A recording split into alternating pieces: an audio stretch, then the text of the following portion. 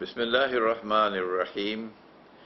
We begin with Allah's blessed name. We praise Him and we glorify Him as He ought to be praised and glorified.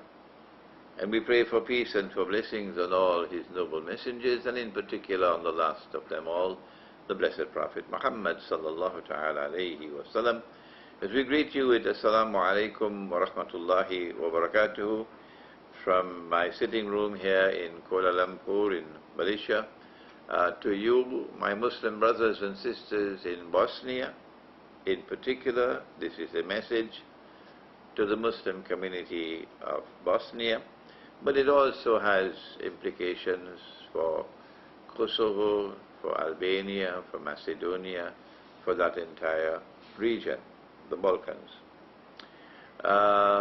On June the 20th, July the 20th, you will be marking the anniversary of the event of Srebrenica, where through a sinister agenda being pursued, which was pursued by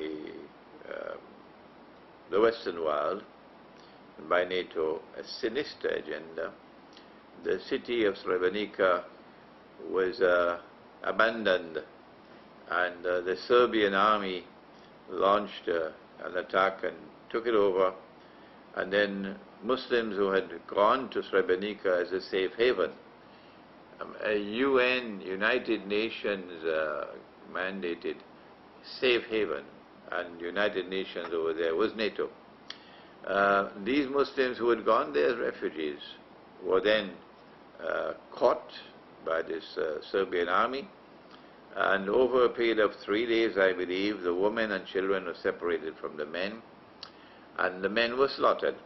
Oh yes, the men were slaughtered, systematically slaughtered, and the Serbian army got assistance from so-called United Nations troops, so-called United Nations troops. But the facade, the screen is now open and clear, and we know it was the agenda being pursued by those who are enemies of Islam, hostile to Islam. And they wanted Muslims to be slaughtered, and they got what they wanted.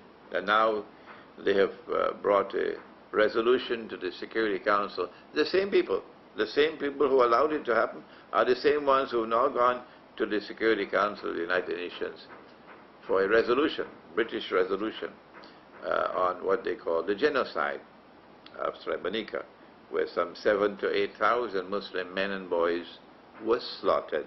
Yes, slaughtered. Our first response to this is to say to the Orthodox Christians that Jesus, the Son of Mary, is coming back. You are a people who have faith in the return of Jesus in physical form. And we Muslims are the only other people on the face of the earth who share with you that belief. The most powerful voice in history ever to have prophesied the return of Jesus, the Son of Mary, the Son of the Virgin Mary, the true Messiah, the most powerful voice in history to have prophesied His return is the voice of Muhammad. Allah's blessing be upon him. And when He returns, I would not want to be around when He deals with those who did the slaughtering of innocent Muslim Bosnians. I would not want to be around, because Jesus, the Son of Mary, is going to be very, very, very angry at such conduct.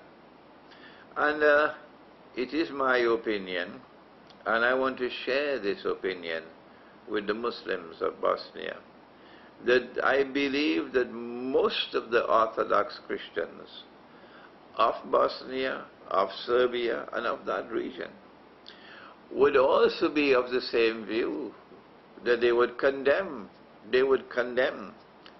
the killing of so many Muslims in Srebrenica.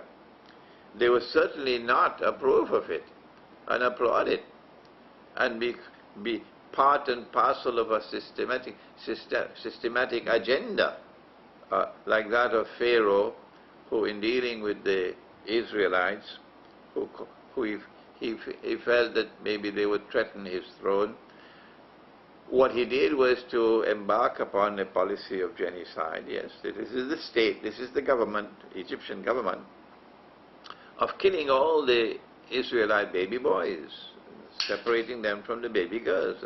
Baby girls will survive, baby boys will be killed. That's genocide. Or the European entrance into North America, and they met a wonderful people living in fair and beautiful North America, with all its rivers and streams and lakes with pure water, absolutely pure water. You could go and drink from the rivers and lakes and streams of North America. And these European people came to North America and they slaughtered the American Indians. That's genocide. Oh yes, that's genocide, because that's part and parcel of a policy pursued by all of them. Maybe there were a few dissenting voices, but by and large they approved of this and they participated in the genocide of the American Indian people. But I ask you in Bosnia, the Muslims of Bosnia in particular, the Muslims who are still in Srebrenica and surrounding in Banja Luka and so on, I ask you, do you really believe that the Serbian Orthodox Christians pursue this as a matter of policy, and up to this day they defend it? That yes, it was right, it was just, it was correct to slaughter all those Muslims in Srebrenica? I don't think so. I don't think so. And I hope and pray that events will eventually prove me to be correct. For example, I invite the government of Serbia, I invite the Serbian government in Bosnia to conduct a referendum, if you want to call it that way, amongst the Orthodox Christians of Serbia and Bosnia, and get what they have to say. And my view is that such a referendum will definitely result in a resounding condemnation of the killing of these both innocent Muslims and refugees in Srebrenica. Well then, if most of the people condemn the killing, how can you call it a genocide? That's my question. If it is a genocide, it has to be a state policy. Did the state of Bosnia, of Serbia, and the Serbs of Bosnia, did these people have the support of the whole community? That the whole country, all of them were in support of the killing of the Muslims? No, I don't think so. So the best way is to find out. And when you find out, and you get a response from the Orthodox Christians that no, we do not at all approve of it, we regret very much what happened in Srebrenica, you cannot call it a genocide. No. You'll have to find out who are the people who are responsible for the killings and condemn those people. That's right. And punish them. That's right. That's the way to do it. But don't condemn a whole people. That is what you want to do with your British resolution at the Security Council. And Russia, I believe, was very wise in vetoing this wicked resolution, which is only putting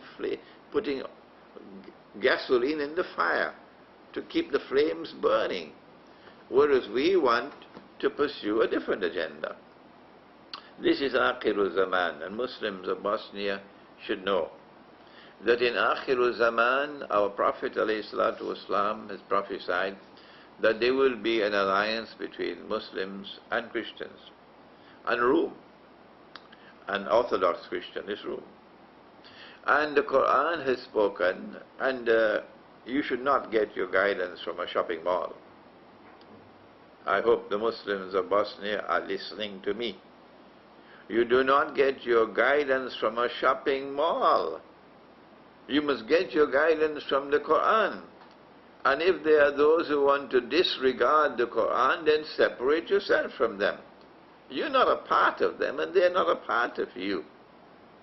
If you are Muslims, then you must be faithful to the Quran and go to the Quran for your primary guidance. And when you go to the Quran, look at what the Quran says. In Surah Al-Ma'idah, I have repeated it so many times, forgive me for repeating it one more time. The Quran speaks in Surah Al-Ma'idah, and it speaks about an event which not only took place at the time when the Quran was revealed, but which is to come again in the future, because it's Fi'l Mudariya, in the present and the future, that you will most certainly find in time to come, that those who will have the greatest hatred and enmity and hostility for you would be Jews. And of course, proper methodology, you know, the Quran is not talking about all Jews. No, not at all. There are Jews who support us. There are Jews who stand beside us. And there are Jews who condemn the oppression of the state of Israel. Oh yes. So the Quran is not speaking about all Jews at all.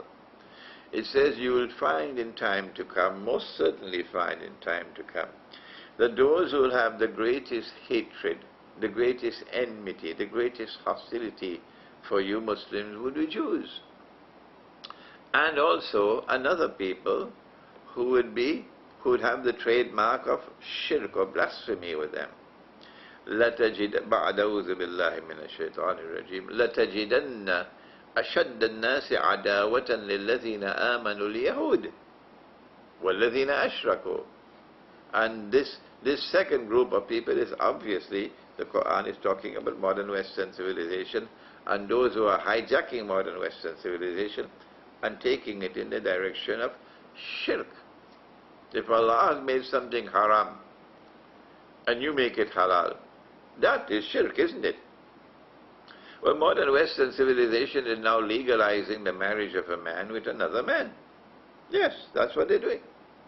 Allah has made that haram, they make it halal, that is shirk. This is a civilization built on shirk. And this civilization is now under the control of those who are hell-bent in waging war on Islam, while calling it war on terrorism. Okay? But the Quran is saying at the same time, when the world witnesses this tremendous Jewish hatred for Islam and Muslims, and this tremendous hatred from those who are pursuing the agenda of shirk, modern Western civilization, that you will also find at that time that those who will be closest in love and affection for you Muslims, remember the words, وَلَتَجِدَنَّ أَقْرَبَهُمْ مَوَدَّةً لِلَّذِينَ آمَنُوا الَّذِينَ قَالُوا إِنَّا نَصَارَى. That you will most certainly find at that time, that those who will have the greatest love and affection for you Muslims, while those are being hostile to you, these would be the Christians. And Nasara, the Christians. Which Christians is Allah talking about? How can we identify them? ذَلِكَ بِأَنَّ مِنْهُمُ الْكِسِّسِينَ وَالرَّحْمَانَ وَأَنَّهُمْ لَا يَسْتَكْبِرُونَ.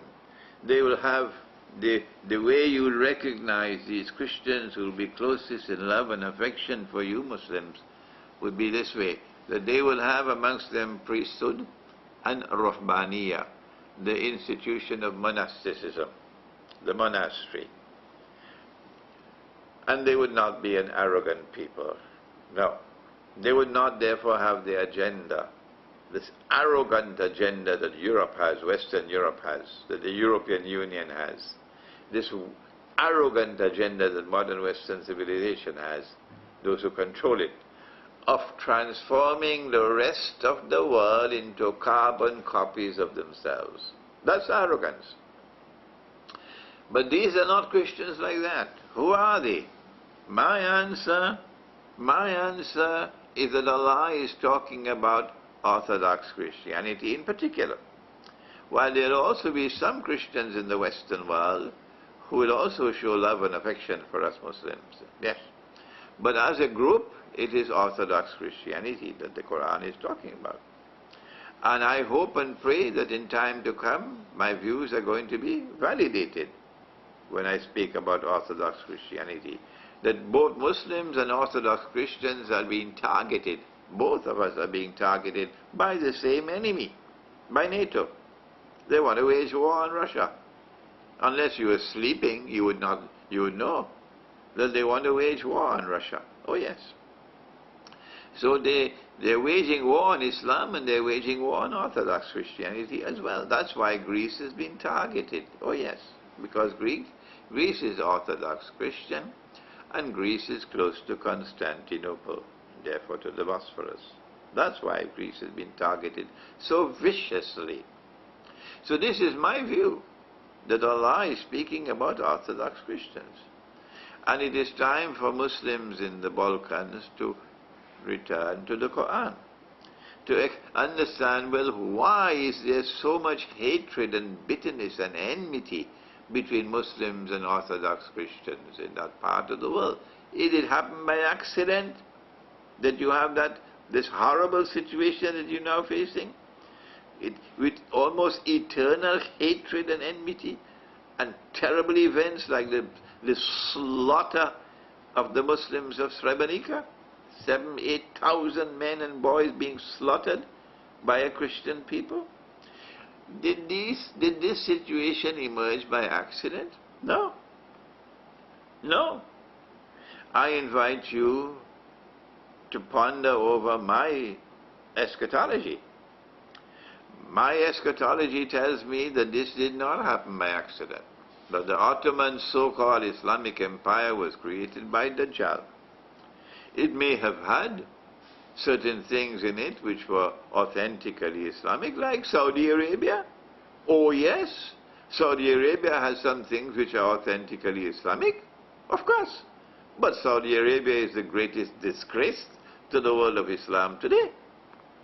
Not the Saudi people, of course, but those who control power in Saudi Arabia. They are traitors to the cause of Islam. So too with the Ottoman Empire. That there were things that the Ottomans did which were good, and nobody condemns that. But what the Ottoman Empire did was to sabotage over a period of about 500 years of relentless, unjust war on Orthodox Christians. Relentless, unjust, wicked, sinful war on Orthodox Christians by the Ottoman Empire. Why? To sabotage the end-time alliance of Muslims with Orthodox Christians. The Ottomans left such a bitter trail of bloodshed and tears and pain and suffering that the Orthodox Christians cannot forget those 500 years of suffering at the hands of those who said they were Muslims. Yes. So we Muslims have to recognize this is what people did in the name of Islam.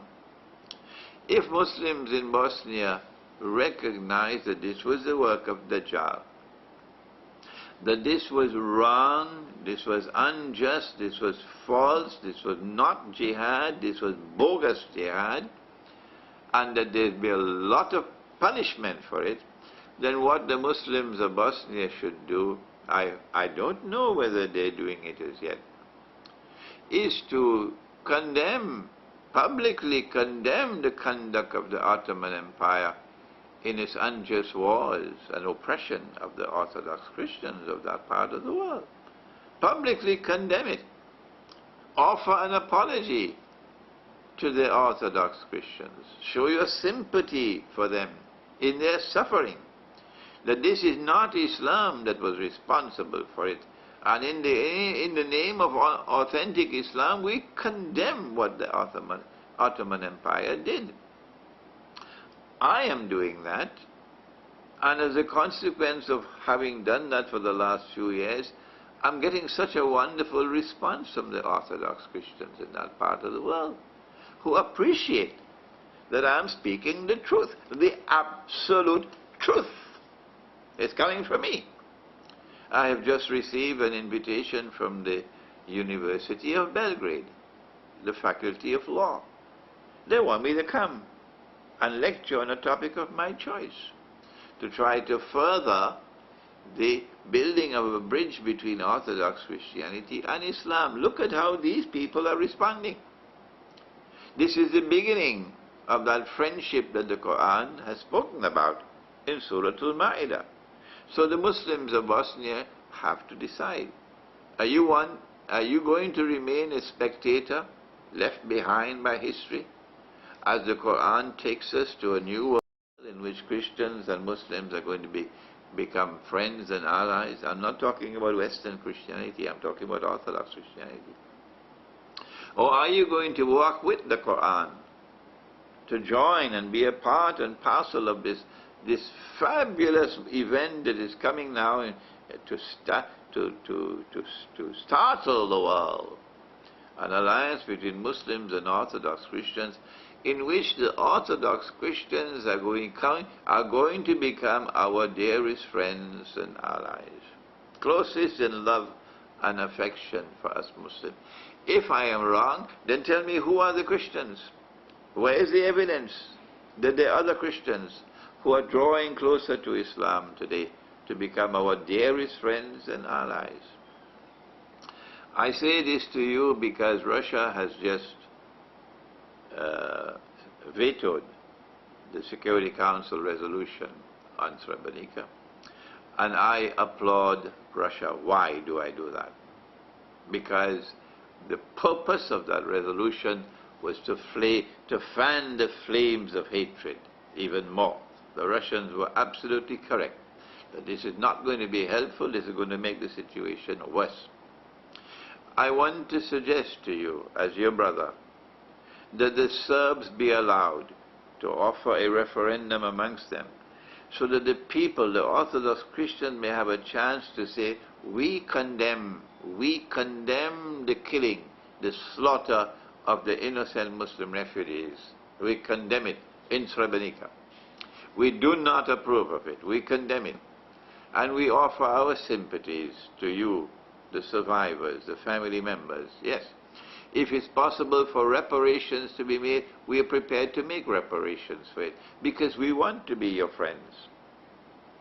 We want to rewrite history and try to get away from all those years of Ottoman oppression, because we live today in a world in which we face a common enemy. It's time for the Muslims to respond in Bosnia. If you do not respond, if you do not accept my advice, then brothers and sisters, you're going to be left behind as history moves on to a time that the Quran has spoken of. I pray that you will wake up to the situation, you will understand the sinister role of the Ottoman Empire, and you will now respond as I've urged you to condemn the Ottoman oppression over 500 years of Orthodox Christians in that part of the world. I have not spoken about the enslavement of Orthodox Christian women and having them in the harem. I have not spoken about taking Orthodox Christian boys and converting them to Islam and then training them to become the Janissary, the elite fighting force of the Ottoman Empire. I have not spoken about the sinful, the disgraceful, the manifestly sinful transformation of Hagia Sophia from the foremost cathedral of Orthodox Christianity of Rome into a masjid. I'm ashamed of what they did. Ashamed of what they did in the name of Islam. And I apologize to the Christians for what these people did in the name of Islam. And I look forward to the day when Constantinople will be liberated according to the prophecy of Prophet Muhammad ﷺ. It comes after the Malhama, not before. And the Malhama has not as yet taken place. So the conquest of Constantinople is coming. And it is when that conquest takes place that we'll then be able to hand over Hagia Sophia to the Orthodox Christians. This is your cathedral. We want you to take it back. We offer our apologies to you for what people did in the name of Islam in transforming this cathedral into a masjid for the last 500 years, and then to add insult to injury to transform it from a masjid into a museum. I've not spoken about these things. I've spoken only about the oppression of the Orthodox Christians by the Ottoman Empire. Is it not time for you in Bosnia and in that part of the world to stand up, to recognize the truth that I'm speaking, and condemn the Ottoman Empire publicly for what they did to the Orthodox Christians? I pray that Allah might open for you, open your eyes, that you might see the truth and recognize it and accept it and then act in accordance with it. Thank you. Wassalamu alaikum wa rahmatullahi wa barakatuh.